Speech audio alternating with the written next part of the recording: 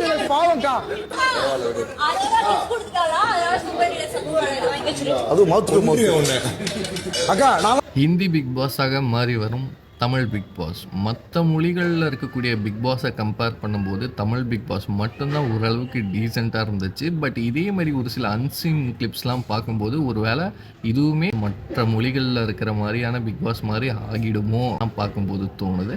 But இதெல்லாம் ஒரு பக்கம் இருந்தாலும் இப்போ பிக் பாஸ் வீட்டுக்குள்ளே சாப்பாட்டு பிரச்சனை பெரும் பிரச்சனையாக போகுது. அதாவது அளவு சாப்பாடு பிரச்சனை. குடும்பத்தில் இந்த பிரச்சனை என்னவோ பார்வதி அவங்களுக்காக இருந்தாலுமே இதை இப்போ கண்டினியூ பண்ணி எடுத்துகிட்டு போகிறது நம்ம வாட்டர்மெலன் திவாகர் தான்.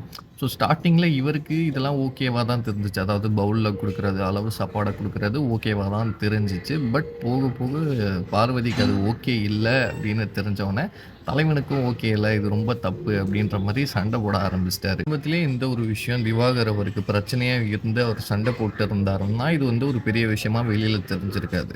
பட் பார்வதிக்கு ஒரு பிரச்சனைனா நான் முன்னாடி வந்து நிற்பேன், நான் சண்டை போடுவேன் அப்படின்றது மட்டும்தான் கொஞ்சம் ஆக்வர்டாக தெரியுது. இதை மட்டும் கொஞ்சம் அவாய்ட் பண்ணியிருக்கலாம் அப்படின்ற மாதிரி தெரியுது.